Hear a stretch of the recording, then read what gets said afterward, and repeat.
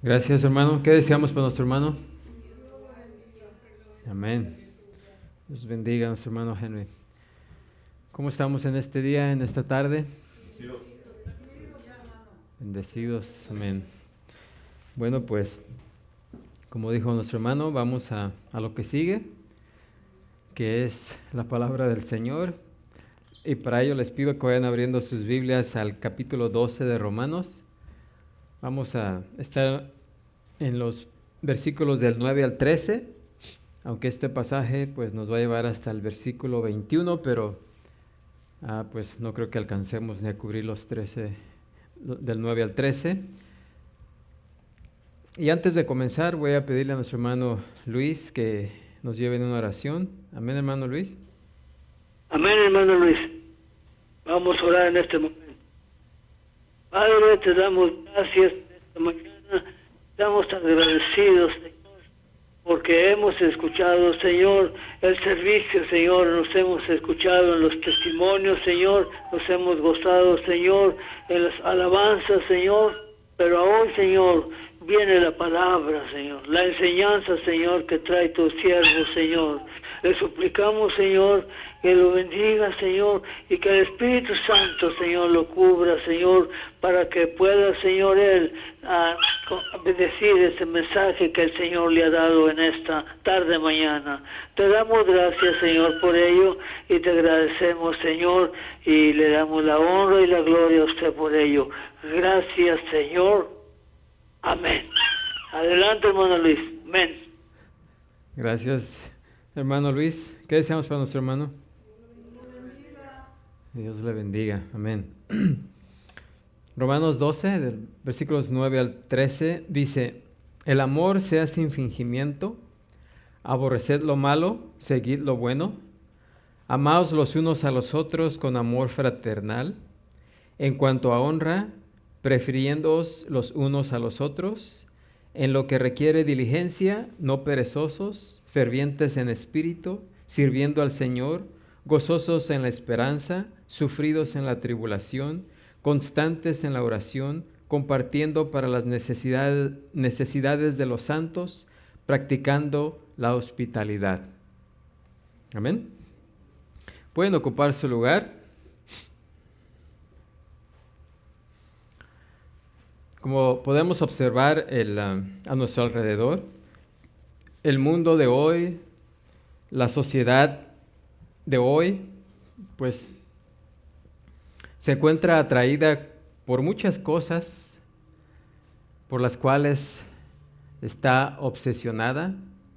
Aquellas cosas como los deportes, la recreación, el entretenimiento, la gratificación emocional. Y por causa de esto, pues está pagando las consecuencias de esa inclinación desequilibrada que existe en el mundo y en la sociedad de hoy. Cuando estos afanes exceden sus funciones racionales, se convierten en marcas evidentes de la sociedad frívola y muchas veces decadente, que va en decadencia cada día más y más. Pablo nos dice en 1 Timoteo 4:8 que el ejercicio corporal para poco es provechoso, pero la piedad para todo aprovecha, pues tiene promesa de esta vida presente y de la venidera. Aunque esas cosas que el mundo practica pues son muy atractivas, el apóstol nos dice, ¿verdad?, que todo ese ejercicio o esfuerzo corporal pues para nada aprovecha, pero la piedad para todo aprovecha. Así que, ¿dónde nos debemos concentrar más? Pues en esa piedad, ¿verdad?, que tiene promesa no solamente para la vida presente, sino también para la venidera. El expresidente norteamericano Teddy Roosevelt escribió esta cita que les voy a leer en una carta en enero de 1917, y en ella escribió estas palabras diciendo: estas son las cosas que destruirán a los Estados Unidos: prosperidad a cualquier precio, paz a cualquier precio, seguridad primero antes que el deber, el amor a la vida fácil y la teoría según la cual la única razón para vivir es hacerse rico. Y como vemos, eso es lo que el mundo persigue, es lo que el mundo quiere y se desvela en conseguirlo. Pero la única vida productiva, que además es la única vida que satisface en verdad al ser humano, es la vida autodisciplinada, ¿sí? Esto también es cierto, ¿verdad?, cuando referimos a la vida cristiana. Aunque nuestra dirección y poder espirituales vienen del Señor, podemos ver que solamente podemos llevar esas cosas por el poder de Él, ¿sí? Por más que nos esforcemos humanamente, pues tales cosas no se van a dar, porque esas solamente se dan a través del poder del Espíritu de Dios.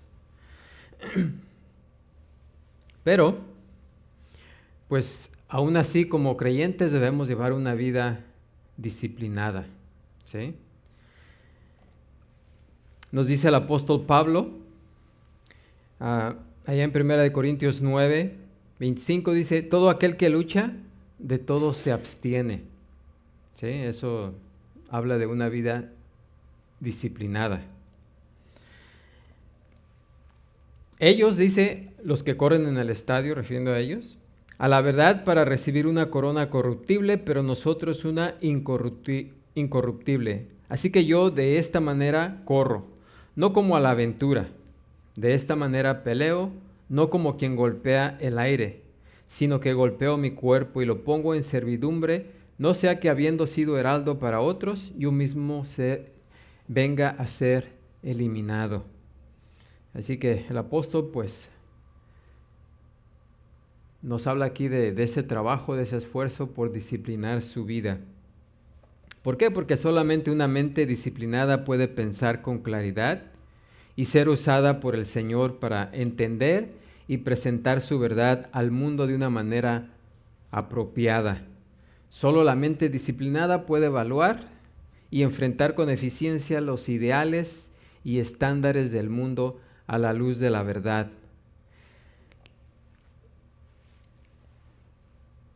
Y en ese mismo orden de ideas, solo la vida cristiana disciplinada pues puede convertirse en un ejemplo persuasivo y efectivo tanto al interior de la iglesia como al exterior de la iglesia, o sea, al mundo incrédulo.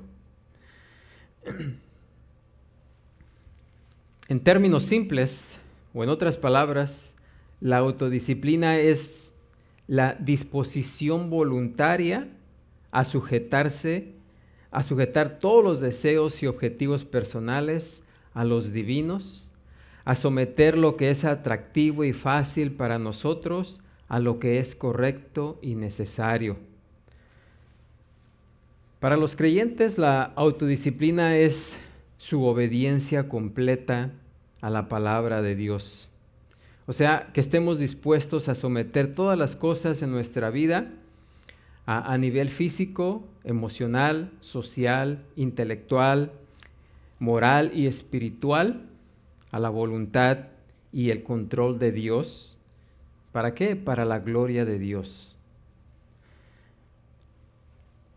Porque es muy absurdo como no bíblico creer que cualquier persona puede vivir una vida cristiana fiel y fructífera solo con tener buenas intenciones y sentimientos.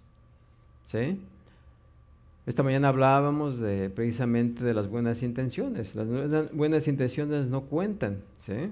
Lo que cuenta es que tengamos una vida fructífera, ¿sí?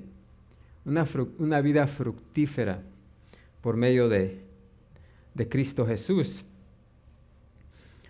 ¿Por qué? Porque la vida cristiana es una vida en la que se van a rendir cuentas a Dios y por definición esa rendición de cuentas se basa en principios y estándares específicos.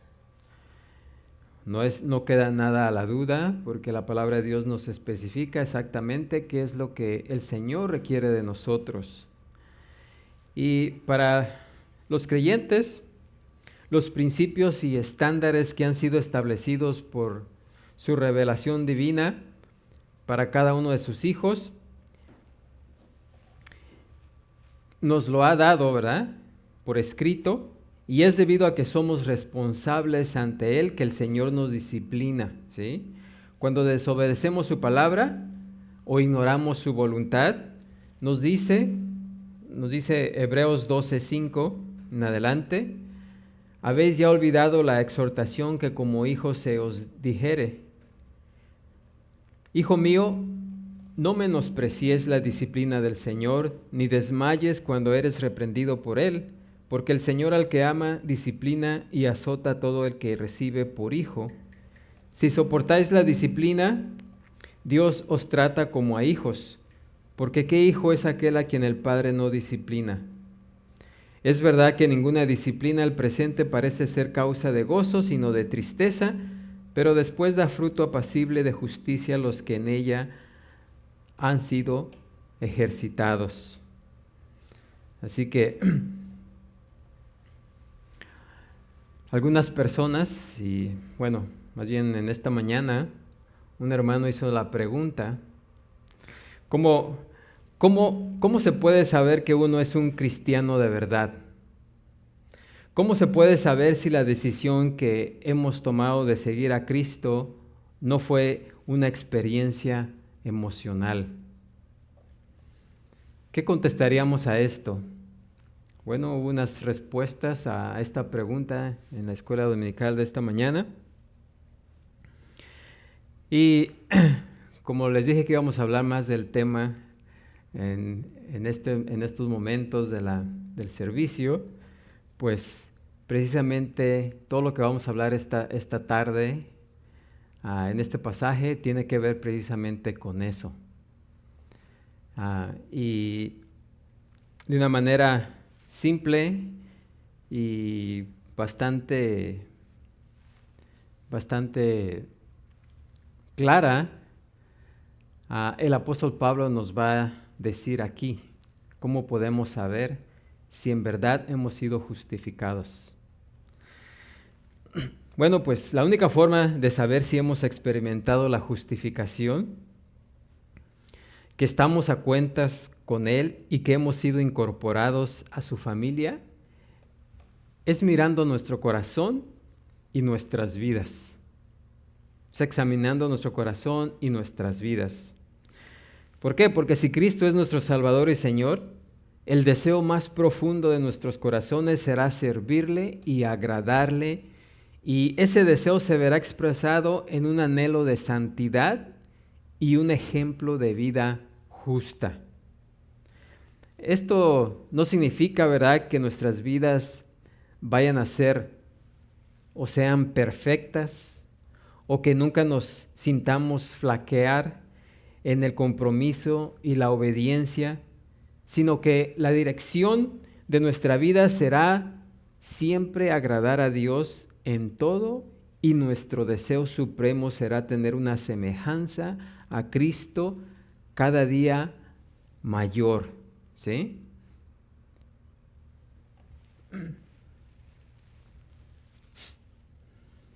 Alguien dijo: no se necesita mucho de un hombre para convertirlo en un cristiano. Se necesita todo lo que hay en ese hombre, ¿sí?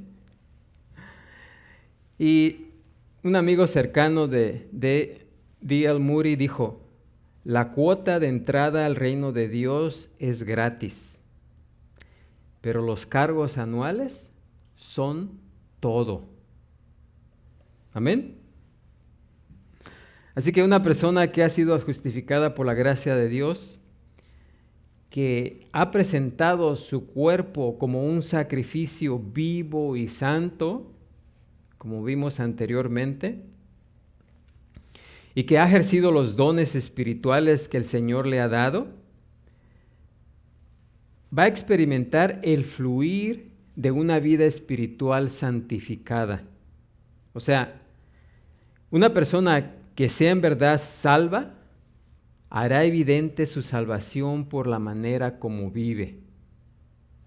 Además, puesto que la vida cristiana obediente y disciplinada y productiva es dirigida e investida de poder por el Espíritu de Dios mismo, la vida cristiana es una vida sobrenatural.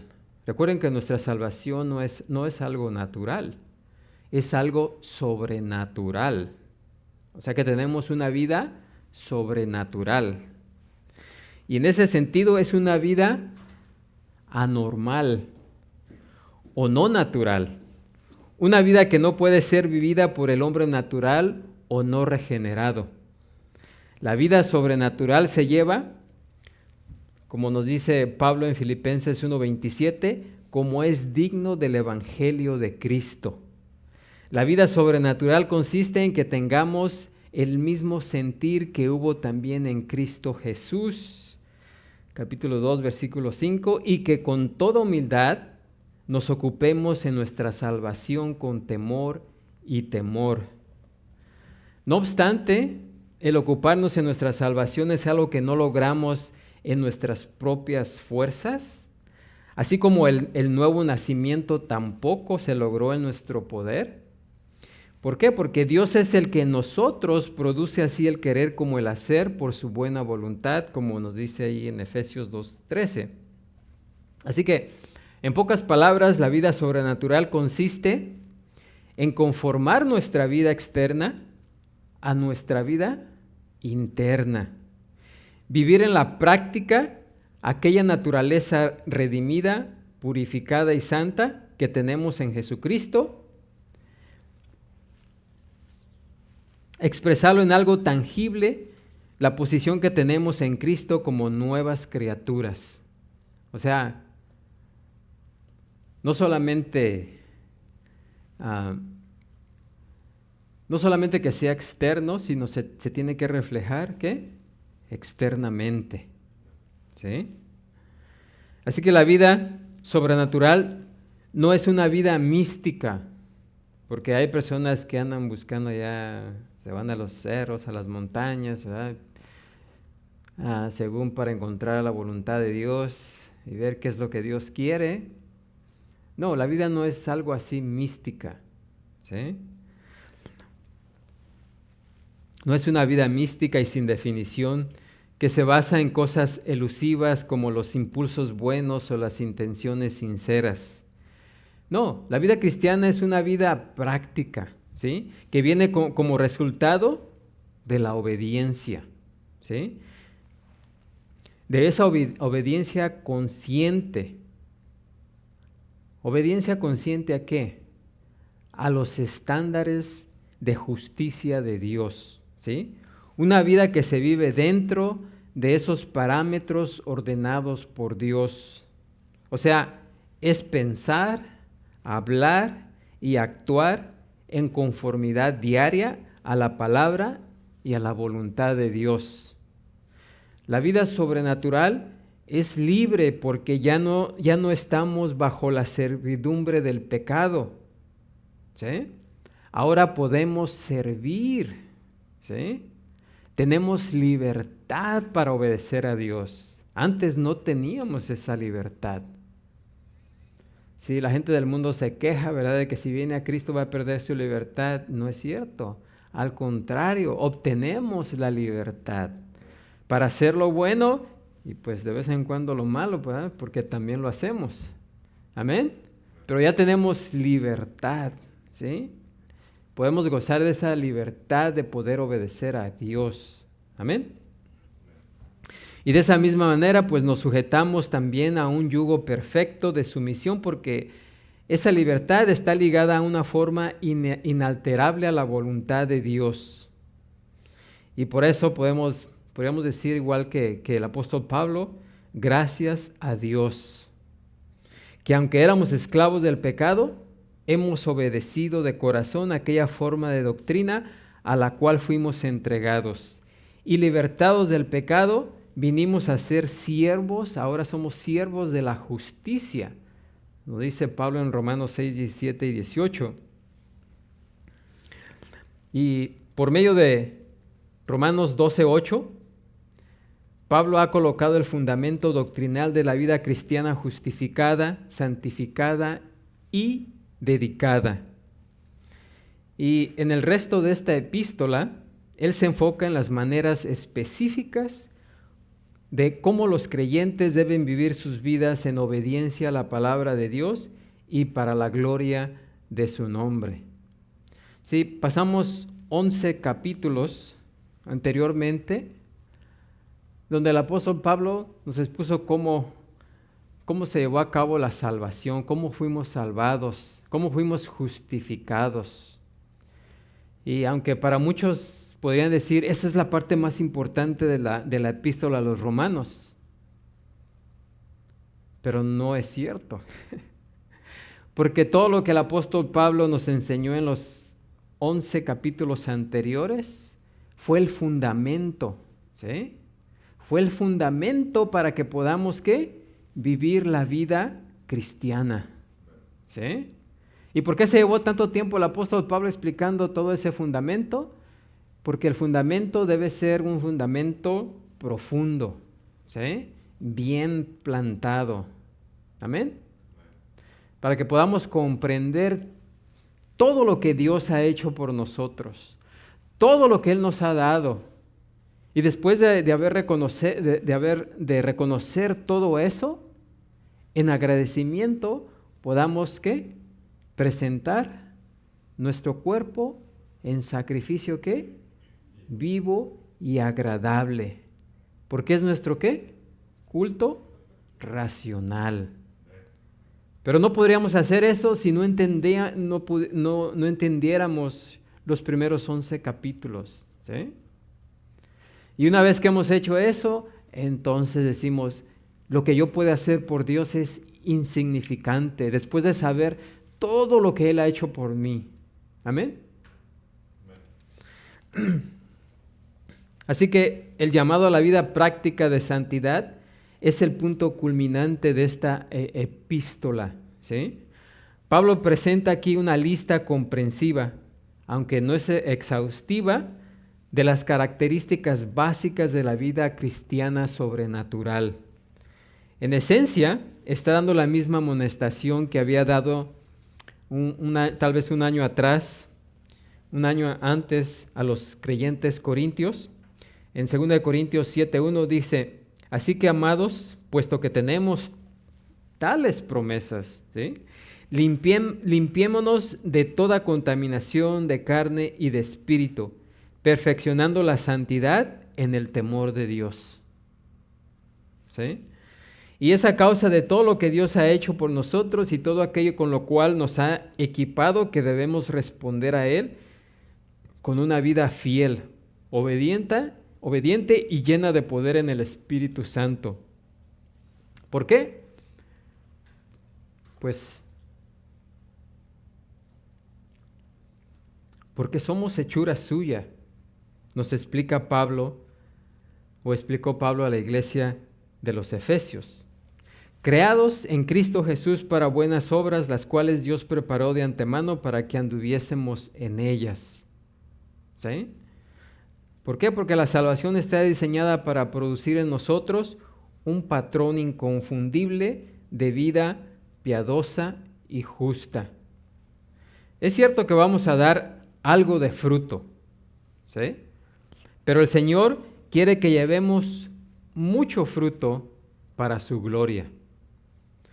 Así que todas estas características serán los deseos de una nueva criatura que están en el interior de todo hijo de Dios, y Pablo urge a los creyentes para que sometan la carne a estos anhelos internos de santidad y hacer manifiestas esas virtudes como un patrón regular de vida. ¿Sí? Así que el apóstol aquí nos contesta precisamente esa pregunta. ¿Cómo puedo saber si en verdad he sido justificado? Así que estas cualidades no son ajenas a nuestra nueva naturaleza, sino a lo que deseamos. De modo que a medida que nuestra voluntad se somete a la palabra y al Espíritu, esas cualidades espirituales se convertirán en una realidad concreta, ¿sí? Una realidad real. Vaya la redundancia, ¿no?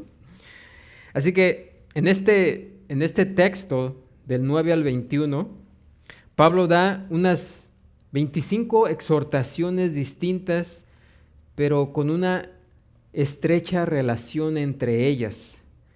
Cualquier creyente que evalúa con sinceridad su vida, según estos principios y estándares, no va a poder evitar la convicción personal de lo lejos que está de cumplir o estamos de cumplir a la perfección los deseos de santidad del hombre interior, ¿sí? Pero por otra parte, también el creyente que está andando en el Espíritu verá el Espíritu obrar para que estos preceptos o principios sean cada día más una realidad en su vida. Así que basta una mirada sincera a nuestras propias vidas a la luz de estos principios o preceptos para traer convicción acerca de nuestras fallas en el cumplimiento de algunos de ellos, y también confianza por nuestro éxito en otras áreas. Y de esa manera pues podemos ver que en lo que hayamos fallado, pues debemos pedir ayuda al Señor, y donde hayamos sido fieles, pues debemos darle gracias y alabanza a Dios. Así que las exhortaciones específicas se agrupan bajo 4 categorías o fases generales que forman un círculo cada vez mayor. Comienzan de lo personal y se van extendiendo hacia afuera, ¿sí? Y llegan a las aplicaciones sociales más amplias. Y estas son, primeramente, las personales, los deberes personales, el versículo 9. Después, en otro círculo, los deberes familiares, en los versículos del 10 al 13. Y después, deberes con las personas en general, los versículos del 14 al 16. Y después se extiende a los deberes que se tiene aún a los enemigos personales, de los versículos 17 al 21, ¿sí? Así que el versículo 9 comenzamos primeramente con esos 3 deberes personales, ¿sí? Así que si queremos saber si en verdad hemos sido justificados, pues estos no solamente debe ser algo místico, sino debe ser algo ¿qué? Real. Y nos dice el versículo que el amor sea sin fingimiento. Aborreced lo malo, seguid lo bueno. Aquí Pablo menciona 3 deberes personales de esta vida sobrenatural. Primeramente, amar sin fingimiento. Y este primer deber consiste en que el amor sea sin fingimiento. La virtud más grande de la vida cristiana es el amor, ¿sí? El amor. El uso de la palabra ágape, que se traduce amor, era muy rara en la literatura griega pagana, sin duda alguna debido al concepto que representaba. Una devoción sin egoísmo, donde la persona que ama se da a sí misma por voluntad propia. Esta clase de amor era tan poco común en esa cultura que hasta se ridiculizaba y menospreciaba como un indicio de debilidad.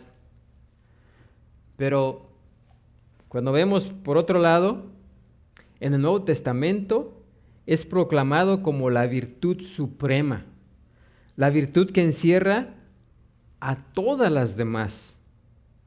Así que el amor agape se centra en las necesidades y el bienestar de la persona amada y está dispuesta a pagar cualquier precio personal que sea necesario para satisfacer esas necesidades y garantizar ese bienestar.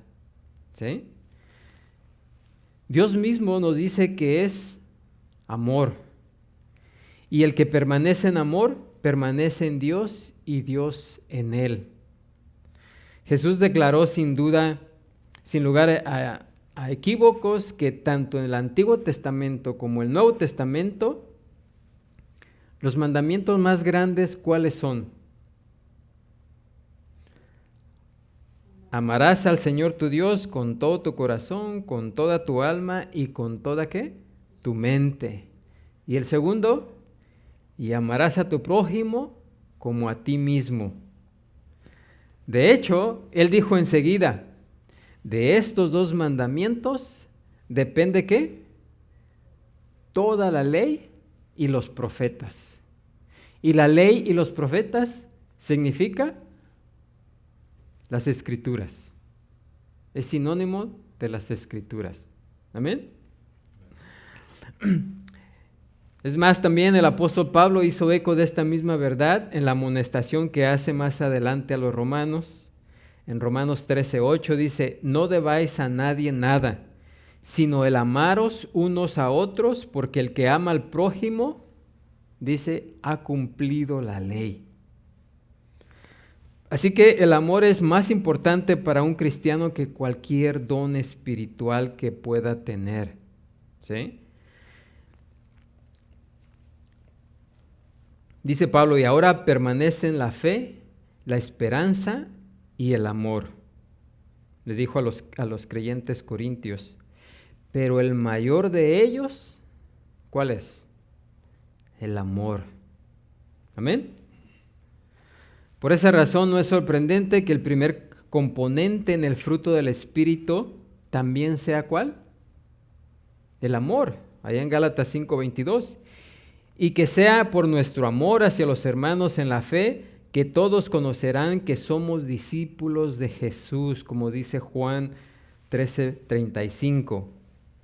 Pablo incluso oró por los creyentes tesalonicenses con estas palabras, allá en 1 Tesalonicenses 3:12 dice, y el Señor os haga crecer y abundar, ¿en qué? En amor, unos para con otros, para con todos.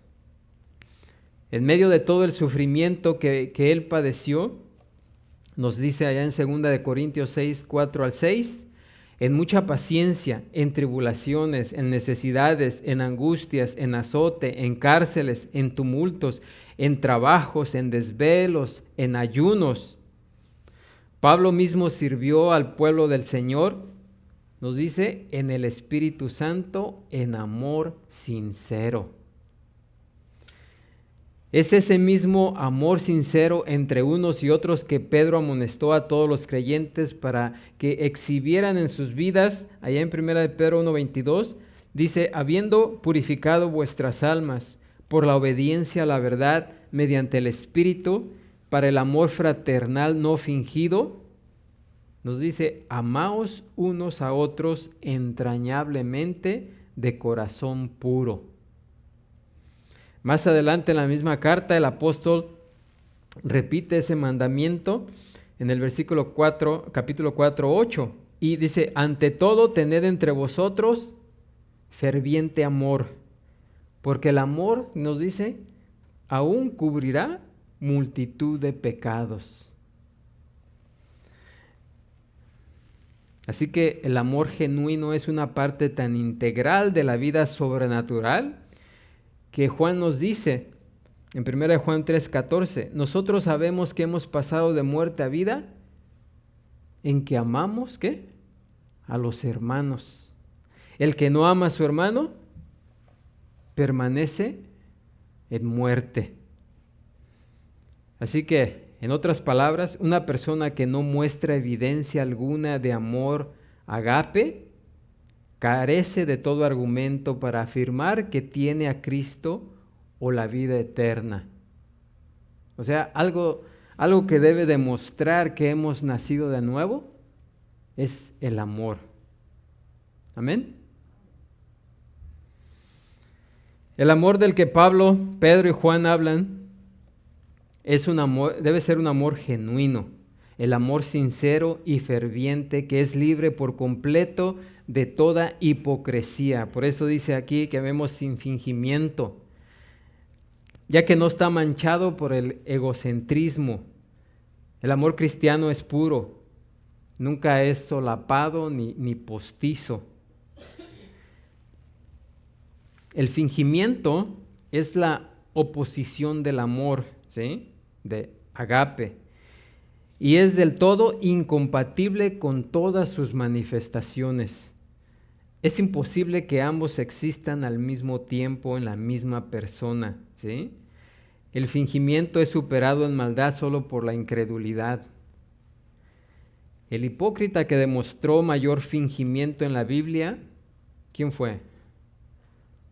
Judas, quien también fue un egoísta consumado. Él fingió devoción a Jesús para lograr sus propios fines egoístas. Su hipocresía fue desenmascarada y su egocentrismo se hizo evidente cuando traicionó a Jesús por 30 monedas de plata.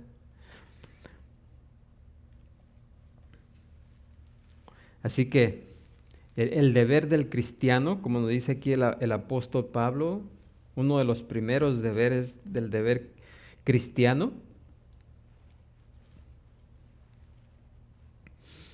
nos dice que amemos sin fingimiento. Amén. El segundo deber que nos menciona el apóstol Pablo aquí en este versículo 9, que tiene que ver precisamente con nuestra nueva naturaleza y asimismo un deber personal de la vida sobrenatural, consiste, nos dice aquí Pablo, aborrecer lo malo. El aborrecimiento del mal es el otro lado del amor, que por naturaleza propia no puede aprobar lo que es injusto, ¿sí? Y no se goza en la injusticia, como nos dice en 1 Corintios 13:6. Todo lo malo es una oposición de la santidad y por ende la oposición de la piedad. Así como el temor de Jehová, que nos dice en Proverbios 9:10, el temor de Jehová es el ¿qué? Principio de la sabiduría. También el temor de Jehová es aborrecer el mal. Proverbios 8:13. Así que el Hijo de Dios aborrece el mal porque Dios aborrece todo lo malo. La maldad es el enemigo de Dios y el enemigo del amor. Y es algo que debe aborrecer con el mismo fervor con que se debe procurar el amor. Amén. Es por esa razón que el salmista manda: los que amáis a Jehová, aborreced el mal. Salmo 97:10. Porque el cristiano que ama con amor genuino también está dispuesto a aborrecer lo malo. Aborrecer lo malo con toda sinceridad. A causa de su gran amor por Dios, David dijo con determinación: corazón perverso se apartará de mí, no conoceré al malvado. Salmo 101:4. Así que el creyente fiel no puede llegar a algún arreglo con la maldad, sino que evitará tener contacto con ella en cualquier forma y en cualquier grado. Aún el gran apóstol Pablo luchó en contra del pecado. En esta misma carta a los romanos, Pablo confesó, ahí en Romanos 7:14-15, y dice: yo soy carnal, vendido al pecado, porque lo que hago no lo entiendo, pues no hago lo que quiero, sino lo que aborrezco, eso hago. Porque no hago el bien que quiero, sino el mal que no quiero, eso hago. Y si hago lo que no quiero, ya no lo hago yo, sino el pecado que mora en mí. Así que queriendo yo hacer el bien, hallo esta ley, que el mal está en mí. ¿Sí? En otras palabras, cuando los creyentes recaen en el pecado, su hombre interior, que está revestido de piedad y santidad, lo va a desaprobar con resolución absoluta. ¿Sí? Va a reconocer que ya no es algo que debe de hacer. Esta mañana hablábamos del puerquito y del cordero. El corderito que se vuelve a meter al lodo, una vez que ha sido transformado de puerquito a corderito, y se encuentra en el lodo donde antes pasaba sus días, ya no se siente a gusto ahí. Rápido reconoce que ese lugar ya no es para él. Amén. Judas también amonesta a los creyentes de este modo. Ahí en Judas, versículos 20 al 23, dice: pero vosotros, amados, edificaos sobre vuestra santísima fe, orando en el Espíritu Santo, conservaos en el amor de Dios, esperando la misericordia de nuestro Señor Jesucristo para vida eterna. Algunos que dudan, convencedlos; a otros, salvad, arrebatándolos del fuego; y de otros, tened misericordia con temor, aborreciendo aún la ropa contaminada por su carne. ¿Sí? O sea, en otras palabras, cuando testifiquemos a los no salvos, debemos tener cuidado de que en nuestro celo por ganarlos o ganarles, no permitamos que de alguna manera seamos atraídos a los pecados de los que ellos necesitan ser liberados. ¿Sí? Así como los doctores y las enfermeras están dedicados a ayudar a las personas enfermas que padecen aún las enfermedades más contagiosas y mortíferas que existen, ellos están entrenados para tomar todas esas precauciones necesarias a fin de protegerse de tales enfermedades y evitar a toda costa terminar infectados por ellas mismas. De esa misma manera también nosotros debemos protegernos. Pablo nos habla de Demas. Dice: Demas me ha desamparado, amando este mundo, y se ha ido. Dijo Pablo con tristeza, le informó a Timoteo allá en 2 Timoteo 4:10. ¿Por qué? Porque el amor de Demas por el pecado era más grande, o fue más grande, que su amor por el Señor, que el pueblo del Señor y la obra del Señor. Alguien dijo, ¿verdad?, que la única seguridad en contra del pecado es tenerle asco. ¿Por qué? Porque el bombardeo constante de nuestros sentidos a través de programas de televisión, periódicos, revistas, películas y libros que contienen las inmoralidades, la violencia y las perversiones de la sociedad moderna, pues hacen difícil que las personas sientan asco o espanto frente a cualquier cosa. Pero lo más trágico de todo esto es que muchos creyentes se entretienen mediante el uso habitual de tales impiedades y muchas veces tratan de justificarlo pensando que el simple hecho de ser cristianos de alguna manera les hace inmunes a cualquier infección del pecado. Pero el aborrecimiento genuino de la maldad genera a su vez la capacidad para evitar cualquier encuentro con lo malo. Lo malo de esto es que también, ya cuando vemos todas esas cosas, pues ya también nosotros empezamos a ver como que es algo normal. ¿Amén? Ya no nos horroriza tanto. Por eso David dijo en el primer salmo: bienaventurado el varón que no anduvo en consejo de malos, ni estuvo en camino de pecadores, ni en silla de escarnecedores se ha sentado. ¿Sí? Porque ya cuando alguien se sienta, el sentarse es ya para hacer lo mismo que están haciendo los demás. ¿Sí? ¿Por qué? Porque no podemos coquetear con el pecado y luego escapar de la caída segura en él. Cuando el hombre justo se niega a dejarse seducir por los atractivos del mundo, que parecen o que no parecen dañinos, ¿verdad? Pues tarde que temprano va a caer. Amén. Pero en lugar de eso, pues como dice El versículo 2, en la ley de Jehová está su delicia y en su ley medita de día y de noche. Lo que nos puede ayudar es precisamente eso, que meditemos de día y de noche en su palabra. Para los corintios, que aún su ciudad era llamada la ciudad del pecado, y muchos de los creyentes en la iglesia de ese lugar pues tenían gran dificultad para abandonar esos hábitos de su vida antigua. Pablo advirtió que su única respuesta segura a esa seducción de la inmoralidad sexual y la idolatría era huir de tales cosas, ¿sí? Inclusive el apóstol advirtió a Timoteo, allá en 1 Timoteo 6:10 dijo, raíz de todos los males es el amor al dinero, el cual codiciando algunos se extraviaron de la fe y fueron traspasados de muchos dolores. Y su consejo en ese caso también fue sencillo y directo. Dice, mas tú, hombre de Dios, huye de estas cosas y sigue la justicia, la piedad, la fe, el amor, la paciencia, la mansedumbre.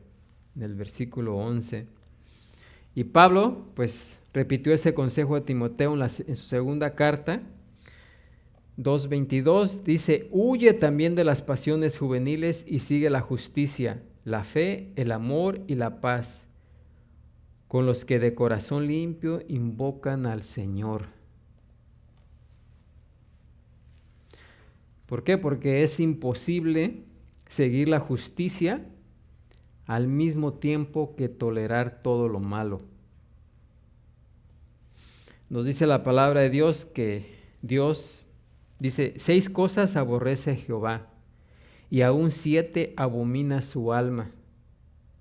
Nos dice el escritor de Proverbios, allá en Proverbios 6, 16 al 19, dice, los ojos altivos, la lengua mentirosa, las manos derramadoras de sangre inocente, el corazón que maquina pensamientos inicuos, los pies presurosos para correr al mal, el testigo falso que habla mentiras y el que siembra discordia entre hermanos. ¿Sí? Y claro, pues aquí no nos está dando una lista de todos, ¿verdad? Pero sí es una muestra representativa de los incontables pecados que el hombre ha concebido y practicado para desobedecer al Señor y rechazar sus caminos. ¿Por qué? Porque cuanto más expuestos se esté a la maldad, deberíamos ejercer una mayor resistencia contra ella, sin importar con cuánta frecuencia o intensidad seamos confrontados por lo malo. Debemos examinar todo, retener lo bueno y abstenernos de toda especie de mal, como nos dice en 1 Tesalonicenses 5:21. ¿Por qué? Pues porque tenemos la mente de Cristo, nos dice Pablo. Debemos ser como Él en amar la justicia y aborrecer el pecado. Debemos amar lo que Él ama y aborrecer lo que Él aborrece. ¿Sí? Y luego tenemos el tercer deber personal de esta vida sobrenatural y es, nos dice aquí Pablo, seguir lo bueno. El verbo seguir viene de una palabra griega que es cola. Ya usamos la cola, ¿no?, para pegar. Se deriva precisamente de la cola, el engrudo, goma, y se aplicaba también a cualquier clase de vínculo, fuera físico, emocional o espiritual. Así que como siervos de Jesucristo nosotros debemos pegarnos, dice, o adherirnos. ¿A qué? A todo lo bueno, ¿sí? Aquello que por naturaleza propia es correcto y digno. Y podemos definir lo bueno como todo lo que es verdadero, nos dice Pablo en Filipenses 4:8, todo lo que es verdadero, todo lo honesto, todo lo justo, todo lo puro, todo lo amable, todo lo que es de buen nombre. Si hay virtud alguna, si algo digno de alabanza, debemos ¿qué? Pensar en qué?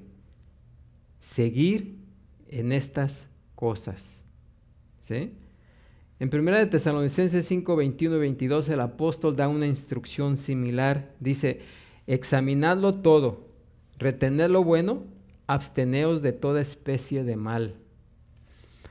Y pues aquí podemos ver que es un llamado a usar discernimiento, a hacer una evaluación consciente de todas las cosas, de tal modo que podamos decidir con base en el juicio de la palabra de Dios, cuáles vamos a rechazar y cuáles vamos a seguir.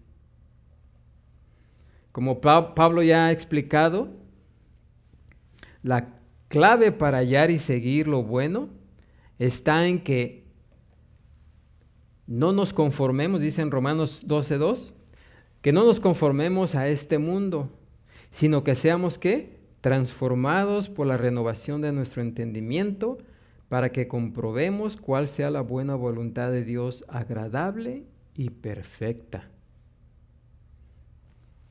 Así que a medida que nos separamos de las cosas del mundo y nos saturamos con la palabra de Dios, las cosas buenas irán sustituyendo cada vez más las cosas ¿qué? Malas. Amén. Así que creo que eso es todo lo que vamos a poder cubrir en este día, ¿verdad? Pero pues ahí empezamos a ver cómo es que podemos saber si en verdad hemos sido justificados. ¿Tenemos amor? Miren, el amor es lo que es como la miel atrae las es como la miel, ¿sí? Ustedes saben, la miel atrae, ¿sí?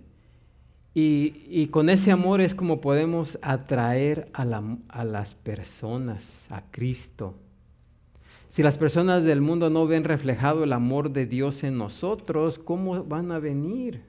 ¿Cómo van a querer escuchar la palabra de Dios?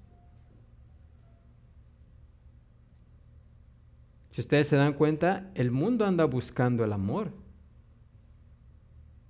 ¿Han escuchado las canciones mundanas? Una tras otra, ¿de qué hablan? Del amor. Sí, la gente en el mundo busca el amor, pero un amor que llene, no ese amor vacío del cual se habla en el mundo. Amén. Y pues ese amor debe ser un amor sin fingimiento, ¿sí? El otro deber es que debemos aborrecer lo malo y como consecuencia seguir lo bueno, ¿sí? Eso nos va a caracterizar de que en verdad hemos sido justificados. Y pues por ahora nomás pudimos ver 3, pero vamos a ver los demás. Amén. Así vamos a ponernos de pie y ser despedidos en esta tarde, orando. Padre Santo, Señor Todopoderoso, gracias, Señor, te damos por tu palabra, la cual pues no nos deja a dudas en cuanto a lo que debemos de hacer, a reconocer y saber cuál es tu voluntad para nuestras vidas, cuáles son los deberes, cuáles son las actitudes que debemos de tener